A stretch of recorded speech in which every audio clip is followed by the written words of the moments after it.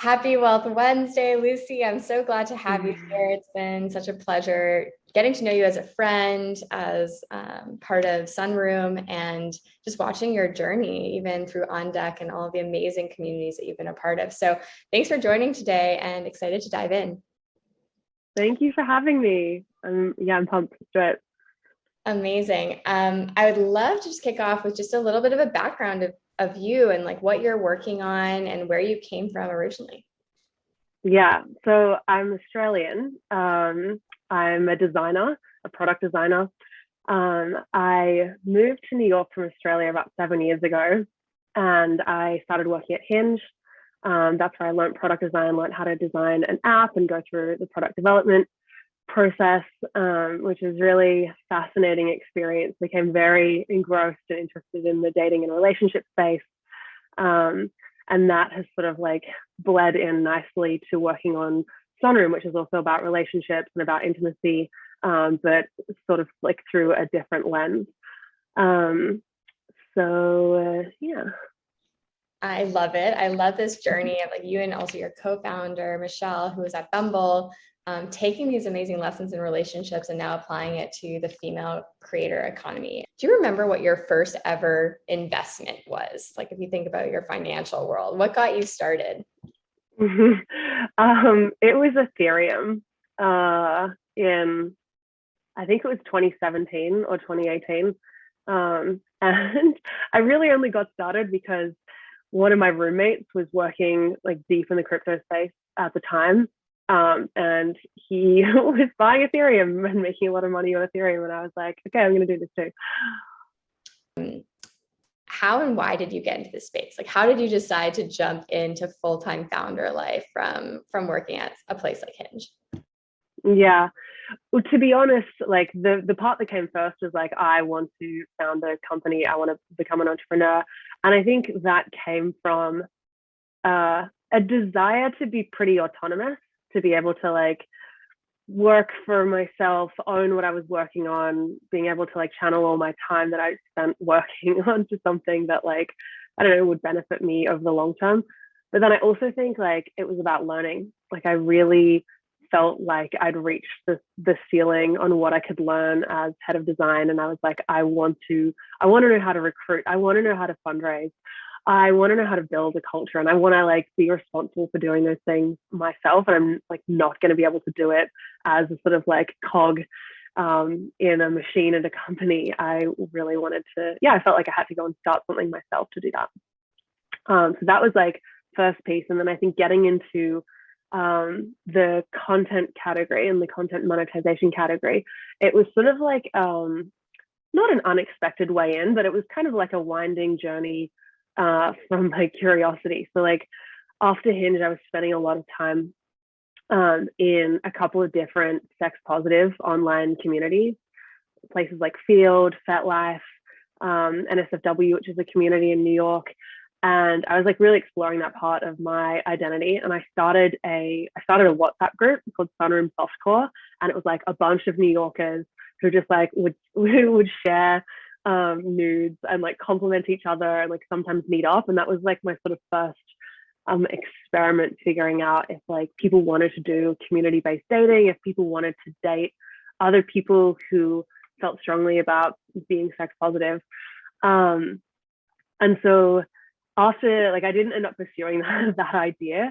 And it was around about that time that OnlyFans started really blowing up. This is like way at the start of the pandemic. And I was really fascinated by OnlyFans because it's like a platform full of like, it's a really erotic platform. There's a lot of women who are creating really erotic content on the app and doing insanely well from it. So I just became like really, really fascinated by that whole ecosystem, and then like went deep on OnlyFans and started using it as the creator, started interviewing all these creators and fans, figuring out like how they use the product, what they came there for, what they were paying for. And then it's sort of like the journey into Sunroom like went from there, because I just began to realize like how much opportunity there is in the category, how many creators OnlyFans excludes because of their like emphasis on porn. I could keep going. What role do you play in the wealth space and why is that important? Yeah. So, I mean, we are a content and connection monetization app. Like everything in the Sunroom product has a monetization layer. Our like core promise to our creators is that we're going to make them money. We're going to make them a reliable and hopefully like stable source of income. But I think in terms of wealth, like there are different forms of wealth and like different forms of capital. You know, like we do have like financial, like monetary capital, or like intellectual capital or social capital. And like so many of the creators that we're dealing with have like immense amounts of social capital. They have accrued these huge followings on various different social platforms, but they just don't really have like a solid way beyond like playing the brand sponsorship game to convert that social capital into wealth and into money. So that's kind of like the role that we're playing.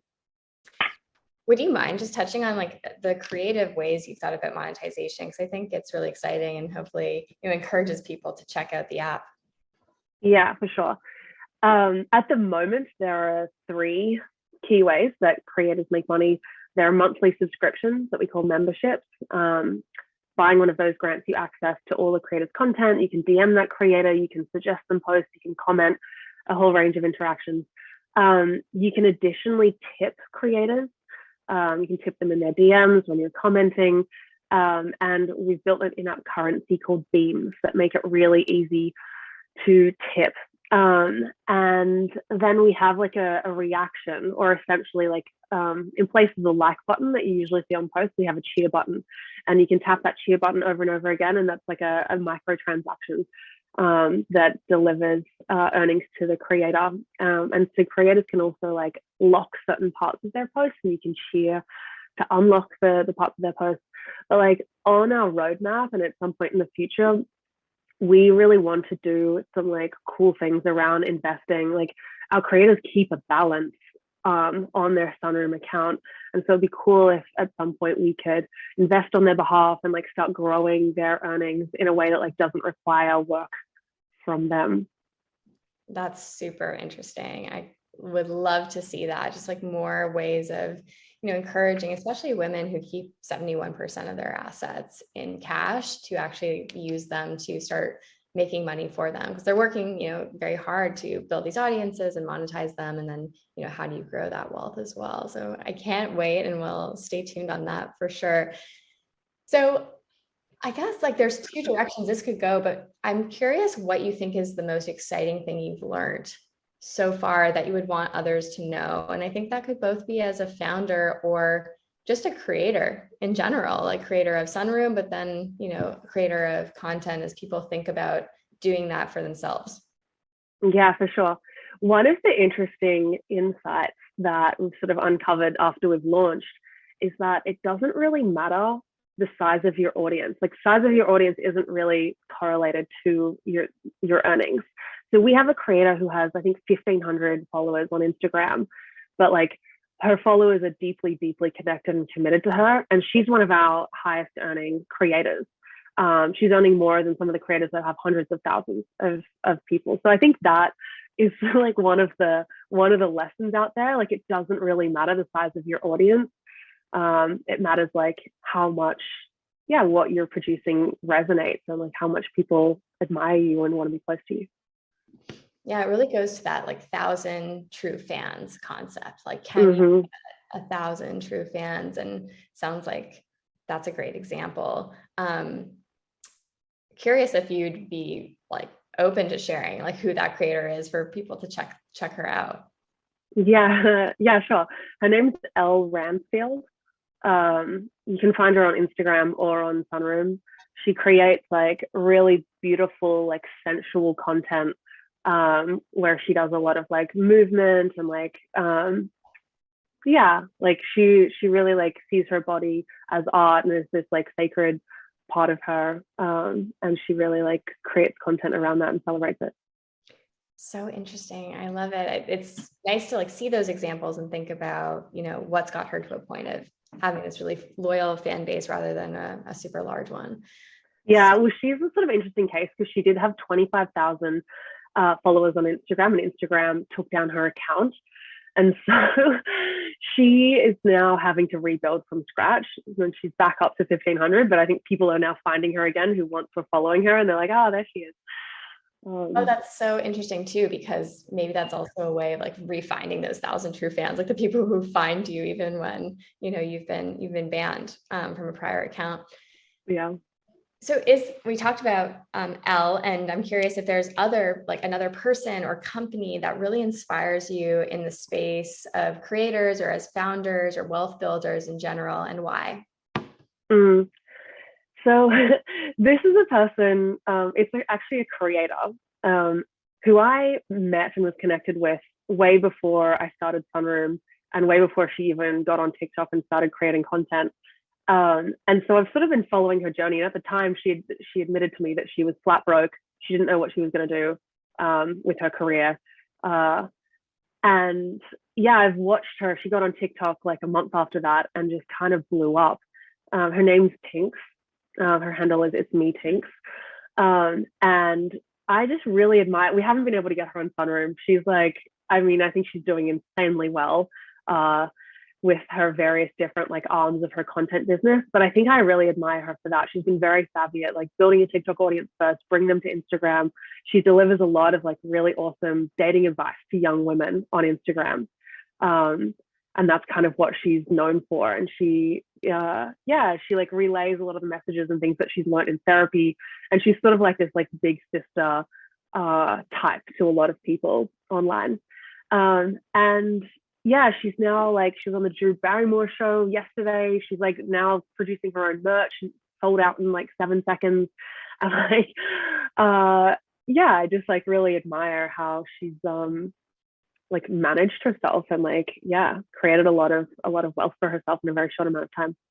Wow, that's a phenomenal story. I can't wait to check her out. That's really, Mm, really amazing. I think we're in this incredible revolution of wealth and ways of creating it. And that's why I'm excited about Sunroom. I think it's like those platforms that act as like the launch pad to monetization, because we've even seen things like TikTok, even if you have a massive following, like the monetization of that is pretty limited. And so then people try to drive people to YouTube. And, you know, it's such a grind to figure out where to be and how to create a sustainable lifestyle and life within what is a lot of work to create content. yeah, it is a lot of work, and I'm sort of realizing that now. Like trying to run Sunroom and run the company and build the product, but then also trying to run my Sunroom account and monetize that and grow that at the same time. It's a lot. With that, what advice would you give to somebody getting started? Oh, so with this, I think I want to answer it like getting started building a product or building a company. Um, and I think the number one thing that helped me was probably when I joined On Deck and when I went like moved down to Mexico and like lived in a house with other entrepreneurs for a little while and was just surrounded by other people who are doing things and building things and like moving quickly, and that sort of inertia um, of being around people who are like desperately trying to push things forward like really rubs off on you. It really, really helps. And I don't know if we would have been able to get Sunroom going in the way that we did if it wasn't for that community that I was a part of. So my advice would be to find other people who are doing what you're wanting to do and spend time with them. I couldn't agree more. It's been a big help for us too at Eve, like a big part of our membership and our community and our expert network. Like it comes from other founders who are building in the wealth space, right? And that was where we realized, oh wow, we could build this kind of like wealth verse of Mm-hmm. founders and creators of like personal finance tools and resources that alone are super powerful, but together are even more impactful. So yeah, and also have been part of On Deck. I'm a huge fan of Eric Mm-hmm. and the team and what they're building. So thanks for sharing that. And how can we keep in touch? So there's a lot going on. I would love to share how people can follow your journey and Sunrooms as well. Yeah. So I am sort of building in public on Twitter. If you want to follow my Twitter. And then Sunroom as well. If you want to follow along on Sunroom, I do like a lot more in-depth posts about what we're learning, our process, how our team works, sort of like the nitty gritty of feature development all happens on my Sunroom. So those would be the places. So grateful for you. One, as a female founder, building amazing things, and then supporting a whole next generation of female and non-binary creators to build wealth. So thank you, and we'll definitely be watching and following along.